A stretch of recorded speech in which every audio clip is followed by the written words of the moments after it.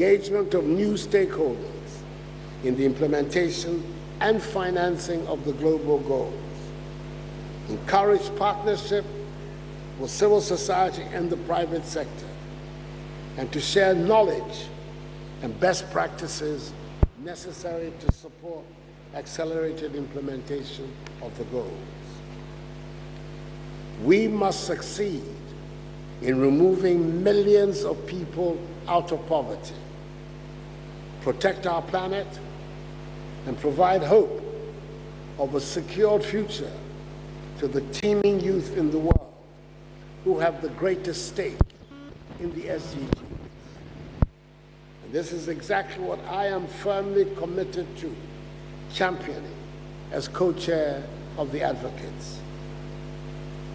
Your Majesty, Africa is at a critical stage in its development, and the realization of the SDGs could mark a major turning point for the continent. With some 75% of the world's poor living in Africa, poverty eradication remains an enormous challenge. But we have a great opportunity with the SDGs to reverse that, and with smart policies, make considerable inroads in eradicating poverty and bringing prosperity and increased human development to the continent.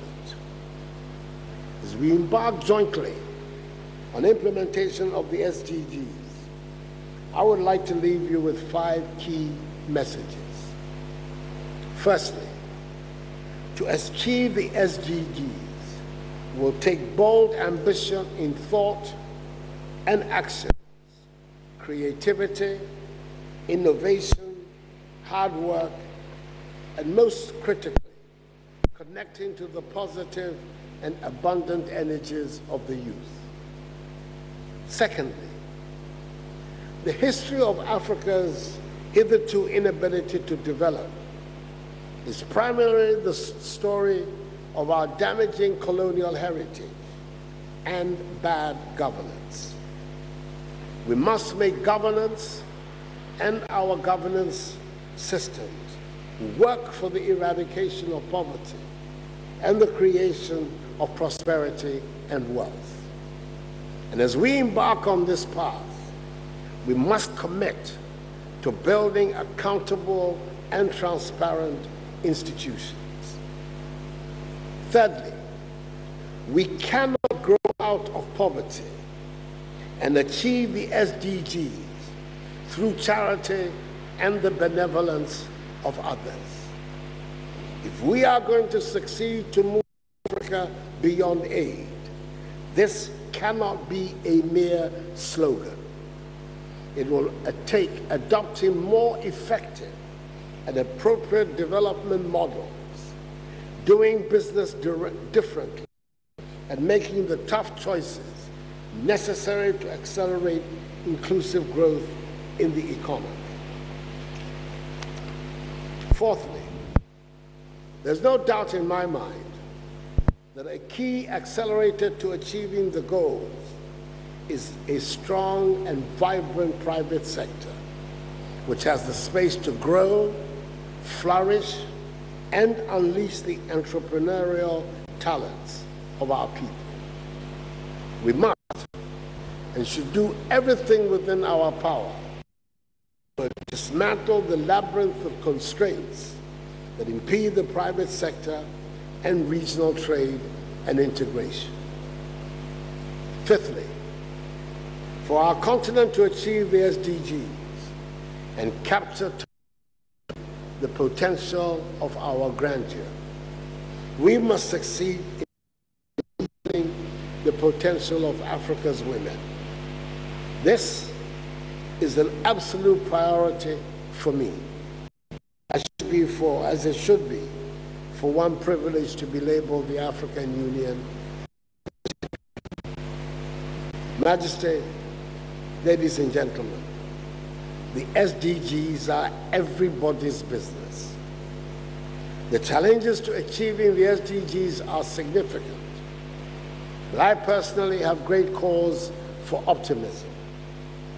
We must lift our eyes beyond the challenges of implementing this noble agenda to the hopes, opportunities, and the rewards of human development that lie ahead.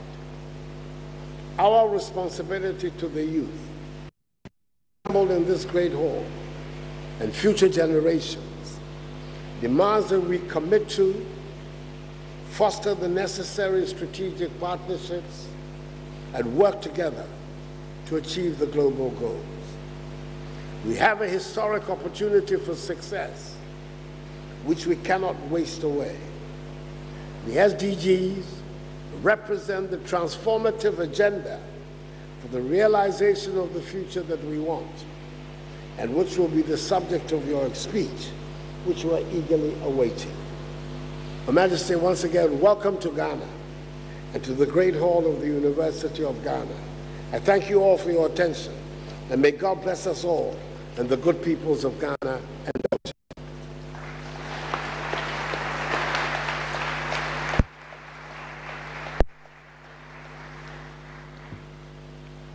Thank you, Your Excellency. Distinguished ladies and gentlemen, it is now time for the keynote address, the SDGs, a transformative agenda for the future we want. Our keynote speaker is the UN Secretary General's eminent advocate on the SDGs. Your Excellency, duty, honor, and privilege to respectfully invite our distinguished guest and keynote speaker, Her Majesty Queen Mathilde of Belgium, to deliver the keynote address. Shall we welcome Her Majesty?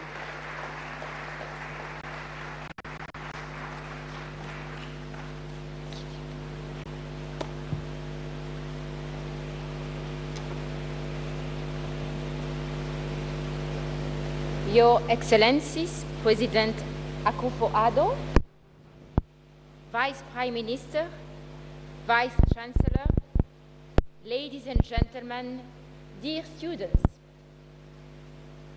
First of all, I want to thank His Excellency, President Nana Akufo-Addo, for inviting me to address you here in Accra, in the beautiful surroundings of the university.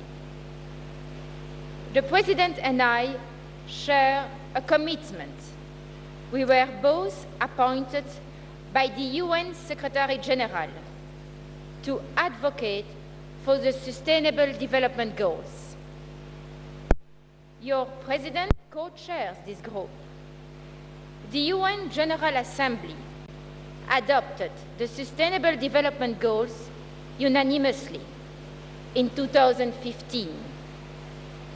Together, the 17 goals cover a broad range of social and economic development issues, the provision of adequate health care and education, an end to inequality, decent work for all, water and sanitation, energy, the environment, climate change, and so on.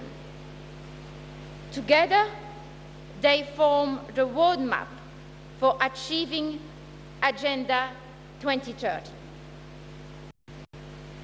In a nutshell, Agenda 2030 is an ambitious commitment to eradicate poverty and achieve sustainable development worldwide by the year 2030, leaving no one behind. As a UN Special Advocate for the SDGs, education is one of the areas on which I particularly focus. So, I am especially pleased to be able to address you here at the university. I believe that access to quality education is a fundamental element of sustainable development.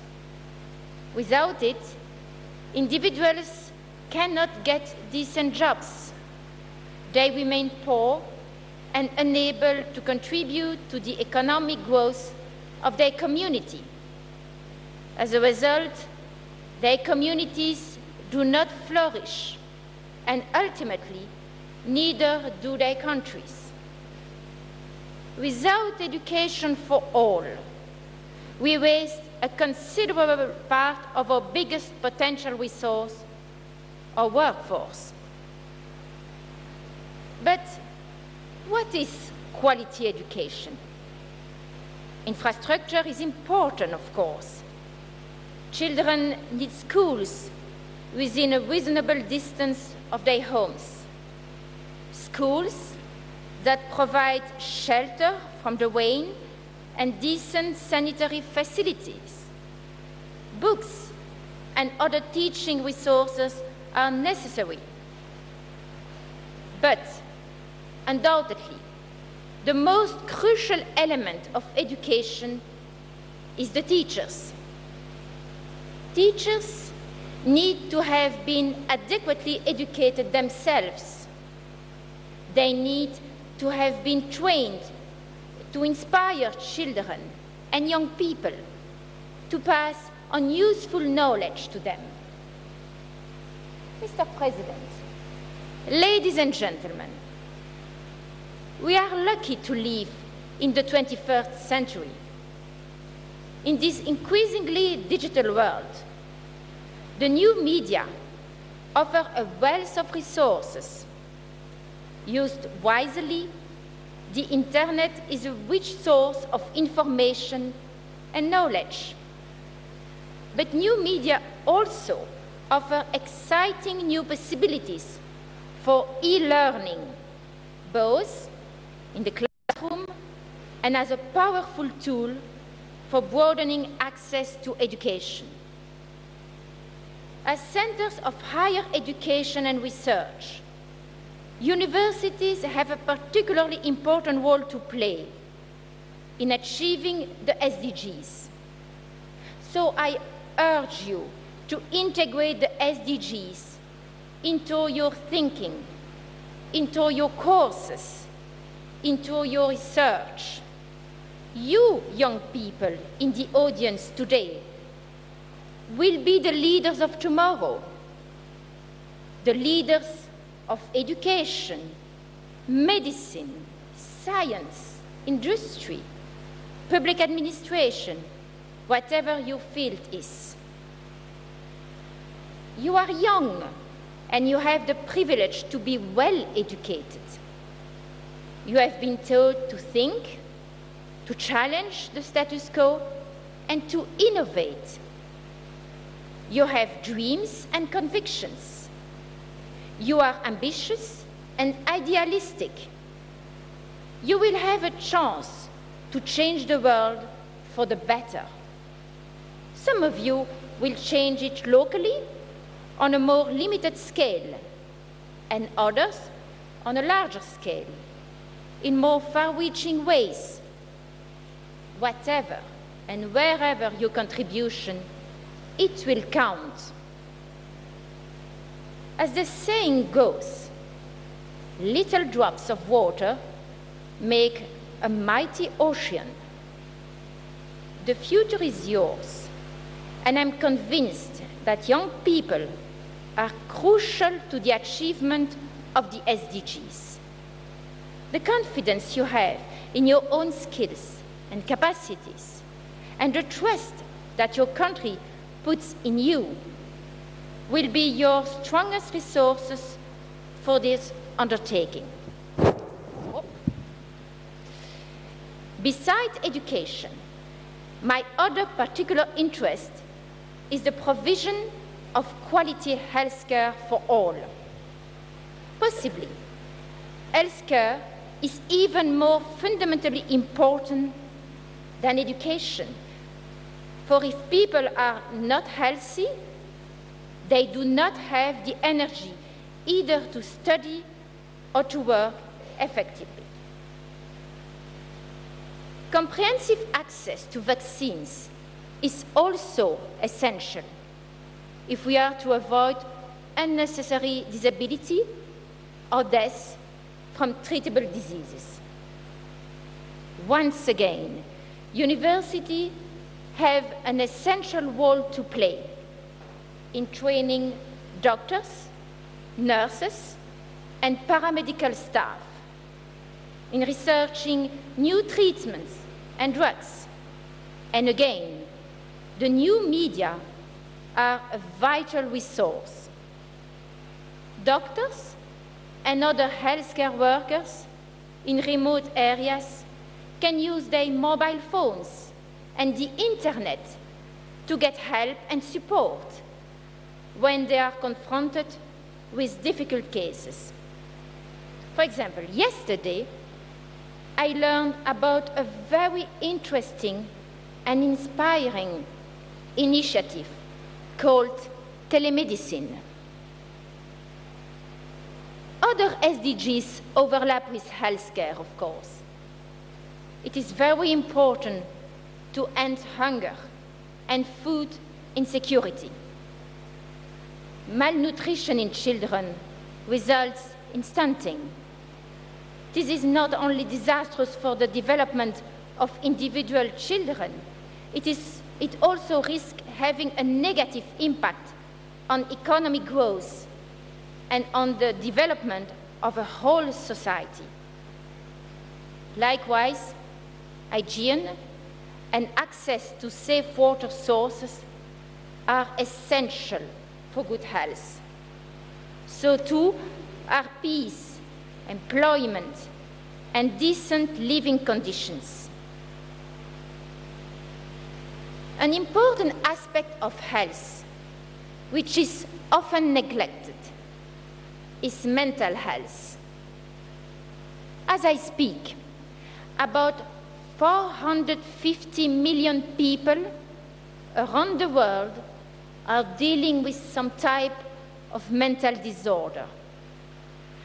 So we must ensure that we address the issue and invest sufficiently in mental health care. We must consider the well-being of all people. Here too, I want to draw special attention to the trauma caused by armed conflict. It can continue to have adverse effects in long time after the violence has ended. Children who grow up in a violent environment are particularly affected. We must make sure we equip them to take their place in society too. They must not be left behind. Whether this is your field or not, each and every one of you can help. You can help to change attitudes, and not just to mental health, but to all the issues covered by the goals. You too can act as advocates by talking about the SDGs to your friends and family. Just now, I said that the SDGs were all interlinked. Lack of quality health care impacts education opportunities, and both impact the chances of getting a decent job. Lack of decent work then makes it impossible to get out of poverty. At the same time, our health, education, and employment opportunities may also be affected by inequality. Women suffer at least some inequality or discrimination in most parts of the world. And in some places, they are severely limited in their freedom and access to quality education, healthcare, and employment. As President Akufo-Addo said recently, scaling up efforts to empower women and to expand expand their opportunities is key to achieving development and prosperity. It is one of the best ways of mitigating poverty and guaranteeing progress and prosperity. There are other inequities too: poverty, lack of peace, environmental problems all deprive people of equal opportunities. For the first time, the SDGs are an attempt to tackle all the different aspects of sustainable development and to take a comprehensive approach towards it.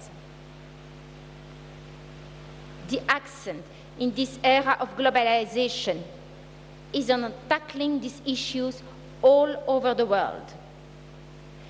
In highly industrialized countries, we need to find solutions to environmental pollution and climate change, just as we do in economies that are more agrarian. And there are impoverished people living on the margins of society in countries where average incomes are high, as well as in countries where they are comparatively low. Finally, the SDGs put the onus on all of us. In partnership or alone, individuals, governments, the private sector and civil society, it is our responsibility to do what we can to promote sustainable development and improve the world.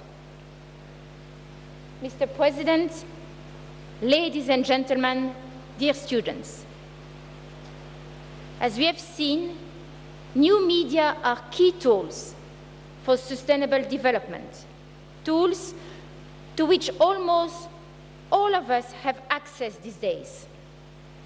They can be used in every area and to great effect.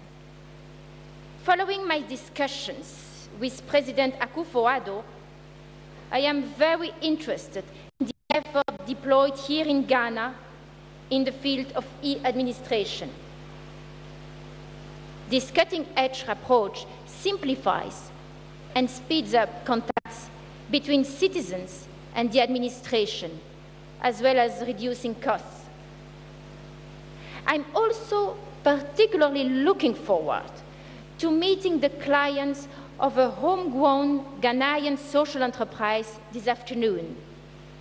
Farmerline was co-founded by Aloysius Atta in 2013. Mr. Atta was brought up on a farm and saw for himself how farmers struggle to make a living. Using a simple voice messaging platform, his software startup sends agricultural information to over 200,000 farmers. All the farmers need to receive weather forecasts and information on market prices, financial services, and agricultural best practices is a mobile phone. This is a truly inspiring example of a young social entrepreneur who is promoting sustainable development and changing the world for the better. His company not only provides him with an income, but helps his fellow countrymen develop their farming skills, make their own incomes, and produce more food to feed others. The Belgian King Baudouin Foundation was so impressed that it awarded Farmerline its African Development Prize last year.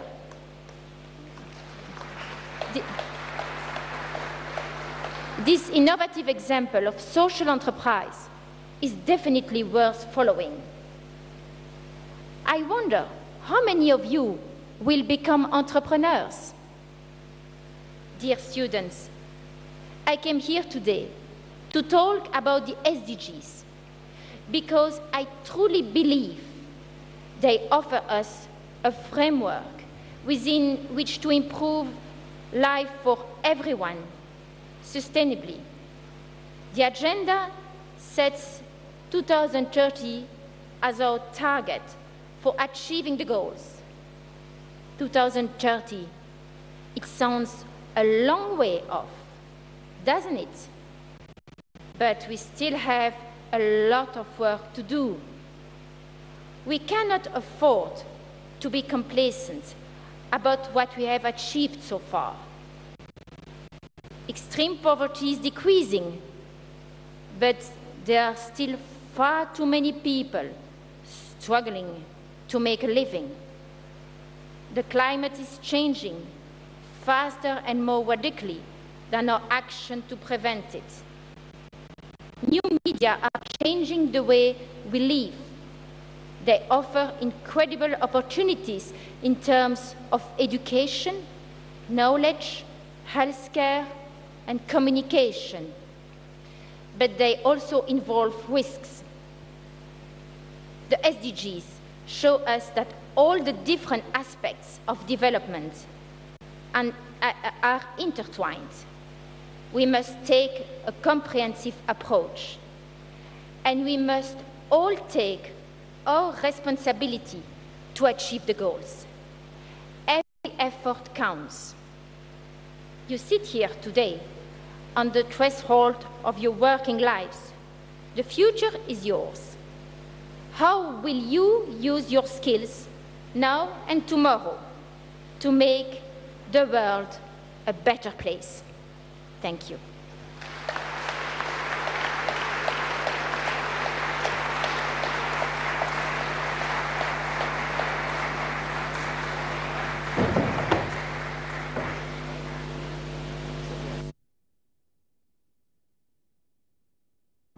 Earlier, I said they were meeting at the Flagstaff House. That's actually the University of Ghana. President Akufo-Addo and Queen Mathilde of Belgium there, both advocate of the Sustainable Development Goals put together by the United Nations. So earlier, President Akufo-Addo was speaking about the quality of education and how it ties into job creation and meaningful, helping people to contribute meaningfully to the society. He also spoke.